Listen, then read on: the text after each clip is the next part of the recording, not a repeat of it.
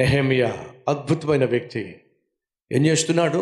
రండే, మనము మన ప్రాకారము తిరిగి కట్టుకుందాం, రండే. వారు కలిగి ఉన్న నిందలో, వారు కలిగి ఉన్న శ్రమలో, వారు కలిగి ఉన్న అవమానంలో తాను కూడా పాలిభాగస్తుడయ్యాడు. అర్థమవుతుందా? తాను కూడా ఒకడయ్యాడు. ఓ ప్రాంతంలో ఒక సేవకుడు, ఆ సేవకుని యొక్క జీవితంలో చోటు చేసుకున్న నిజమైన సంఘటన, మిషనరీగా వెళ్ళాడు. కుష్ఠరోగుల మధ్య సేవ చేయాలని చెప్పి వెళ్ళాడు. కుష్ఠరోగుల మధ్య సేవ చేయాలని చెప్పి వెళ్ళినప్పుడు ఆ రోజుల్లో కుష్ఠరోగులను బహుగా వెలివేసేవాళ్ళు, అంటరాని వారిగా చూసేవారు, అంటరాని వారిగా వారిని వెలివేసినట్టుగా దూరంగా ఉంచేసేవాళ్ళు. వారితో ఎవరు మాట్లాడేవాళ్ళు కాదు, ఆప్యాయంగా పలకరించేవాళ్ళు కాదు, దగ్గరికి వెళ్ళి పక్కన కూర్చునేవాళ్ళు కాదు, భుజం మీద చేయేసేవాళ్ళు కాదు, కనీసం షేక్ హ్యాండ్ అన్నా ఇచ్చేవాళ్ళు కాదు. బహు తిరస్కారానికి వెలివేతకు గురైనటువంటి ఆ కుష్ఠరోగుల మధ్యకు ఈ సేవకుడు వెళ్ళాడు. కానీ ఆ రోజుల్లో కుష్ఠరోగాన్ని అంటువ్యాధిగా భావించేవారు. అయినప్పటికీ వారి మధ్యకు వెళ్ళి వారికి క్రీస్తు ప్రేమను చూపిస్తూ, క్రీస్తు ప్రేమను ప్రకటిస్తూ ఉన్నప్పటికీ కూడా ఎవరూ కూడా తను చెప్పినటువంటి సందేశాన్ని అంగీకరించలేకపోయారు.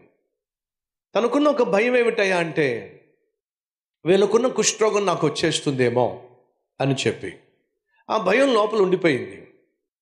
ఫలితంగా ఎంతో కొంత తను క్రీస్తు ప్రేమను చూపిస్తున్నప్పటికీ కూడా తనలో ఉన్నటువంటి ఆ భయం తనకు తెలియకుండానే వాళ్ళతో పాటు కలిసి ఉన్నప్పటికీ కూడా ఎంతో కొంత డిస్టెన్స్ అయితే లోపల మెయింటైన్ చేసేవాడు. భయం, కుష్ఠరోగం వచ్చేస్తుందేమో అని చెప్పి తను ఎంత సువార్త ప్రకటించినా వాళ్ళు వినలేదు, అర్థం చేసుకోలేదు, అంగీకరించలేదు. ఇక అతను విసిగిపోయి వేసారిపోయి ఇక వాళ్ళ దగ్గర నుంచి వెళ్ళిపోతే బెటరు, ఎందుకంటే ఎంత ప్రయాసపడుతున్నా వీళ్ళు నన్ను అంగీకరించట్లేదని చెప్పేసి అతడిక వాళ్ళందరికీ సెలవు తీసుకుని, వాళ్ళందరి దగ్గర సెలవు తీసుకొని తన దేశానికి తను వెళ్ళిపోతున్న సమయంలో ఎందుకో తన చేతు వేలుల్లో స్పర్శ లేకుండా కనిపించింది. స్పర్శ కనిపించలా. ఇదేమిటి, నా వేళల్లో స్పర్శ తగ్గిందేమిటి అని చెప్పి పరిశీలనగా తన శరీరాన్ని చూసుకుంటే అర్థమైంది ఏమిటంటే తనకు కూడా కుష్ఠరోగం వచ్చేసింది. ఏదైతే నాకు రాకూడదని చెప్పి భయపడ్డానో అదే నాకు వచ్చేసింది. ఇప్పుడు కుష్ఠరోగిగా తిరిగి నా దేశం వెళ్ళడం కంటే కుష్ఠరోగిగా వాళ్ళ మధ్య ఉండి సేవ చేస్తేనే నా జీవితం సార్థకం అవుతుందని చెప్పి తను తిరిగి వెళ్ళినప్పుడు వాళ్ళందరూ ఆశ్చర్యపడ్డారు. ఆశ్చర్యపడ్డమే కాకుండా అతను మాట్లాడుతూ ఒక మాట అన్నాడు, నా తోటి కుష్ఠరోగంతో బాధపడుతున్న సహోదరులారా, సహోదరిలారా అన్నాడు. పెద్దగా ఎప్పుడూ అతను మాట్లాడే మాటలు విననటువంటి వాళ్ళు ఒక్కసారిగా షాక్ అయ్యి, ఏమిటి మళ్ళీ చెప్పు, నా తోటి కుష్ఠరోగంతో పాటు బాధపడుతున్న ప్రియ సహోదరి సహోదరులారా, ఈరోజు నేను కూడా మీలో ఒకండి. ఈరోజు నేను కూడా మీతో కలిసే ఉండబోతున్నాను, కలిసే తినబోతున్నాను అని చెప్పొచ్చి గట్టిగా హత్తుకున్నాడు. ఒక్కొక్కరిని హత్తుకున్నాడు. వాడికి ఏం అర్థం కాల. అంతకుముందు మా దగ్గరికి రావడానికి భయపడిన ఈ వ్యక్తి కాస్త ఒక్కొక్కరిని హత్తుకుంటున్నాడు. ఏమైంది చెప్తున్నాడు, ఈరోజు నేను కూడా మీతో పాటు మీలో ఒక్కడిని, ఎందుకంటే నేను కూడా కుష్ఠీ రోగిని. ఎప్పుడైతే నేను కూడా కుష్ఠ రోగినే, నేను కూడా మీలో ఒక్కడినే అని చెప్పి అన్నాడో ఆ రోజు నుంచి తాను ప్రకటిస్తున్నటువంటి క్రీస్తు ప్రేమ ప్రతి ఒక్కరిలో వెత్తబడ్డం మొదలైంది, ఫలించటం మొదలైంది. తను ప్రారంభించిన ఒక చిన్న సంఘం కాస్త ఊరంతటి చేత నింపబడింది. ఈ సహోదరులు 2000 సంవత్సరాల క్రితము ప్రభు యేసుక్రీస్తు కూడా ఇదే చేశాడు. ఏమిటది? నువ్వు నేను పాపిష్టి జీవితం జీవిస్తూ దేవునికి దూరం అయిపోయి శపితమైన జీవితం జీవిస్తున్నప్పుడు ఆయన దేవుడిగా దిగొచ్చినట్లయితే మనం ఆయన అర్థం చేసుకోలేమని చెప్పి నీ వలే నా వలే మనిషిగా ఈ భూమి మీద జన్మించాడు, పరిశుద్ధాత్మ ద్వారా జన్మించాడు. పాపము ఎరుగనటువంటి దేవుడు నీ కోసం నా కోసం మన రూపంలో దాసుని స్వరూపం ధరించి తన మహిమను విడిచిపెట్టి ప్రత్యక్షమయ్యాడు.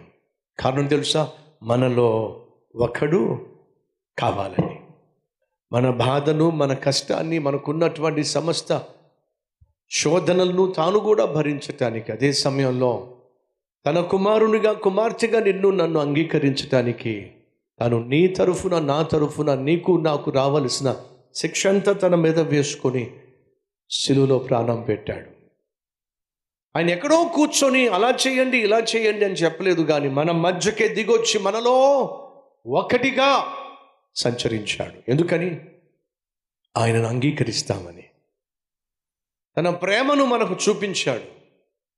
ప్రాణాన్నే సిలువలో బలిపెట్టి మరీ తన ప్రేమను మనకు చూపించాడు. ఏ సహోదరి సహోదరులు, నెహెమ్యాలో యేసుక్రీస్తుని మనం చూడొచ్చు.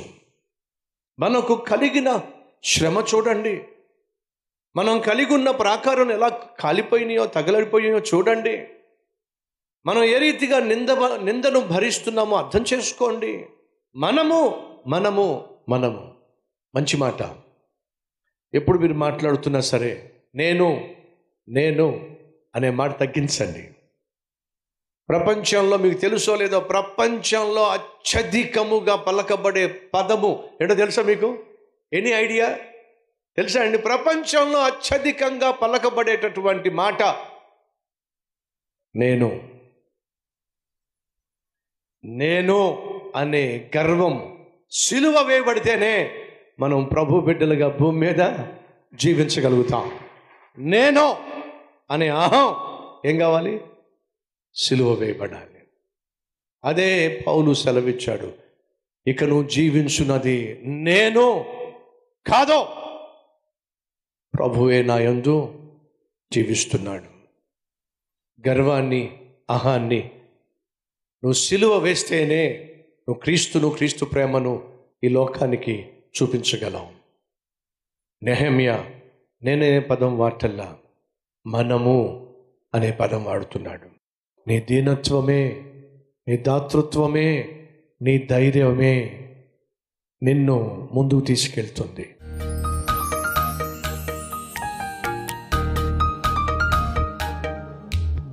ప్రభువా, మా జీవితాలు 10 మందిని ప్రభావితం చేసే విధంగా నాయనా మేము నిస్వార్థంగా జీవించాలి.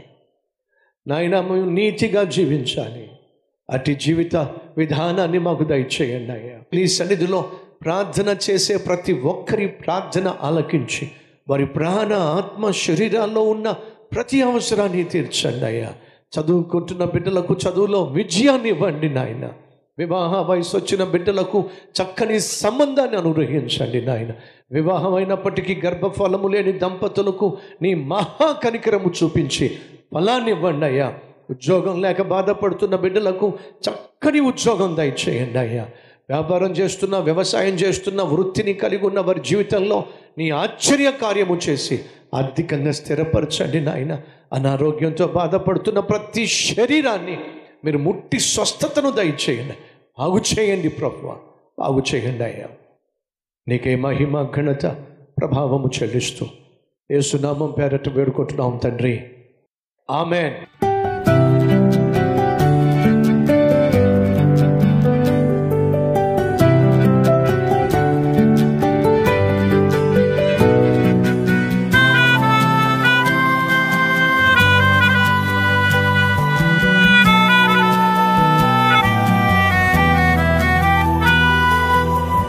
ఈ సందేశం మీకు ఆశీర్వాదకరంగా ఉన్నట్లయితే 10 మందికి షేర్ చేయండి, లైక్ చేయండి, మంచి కామెంట్ పెట్టండి. మళ్ళా రేపు కలుసుకుందాం. సరే.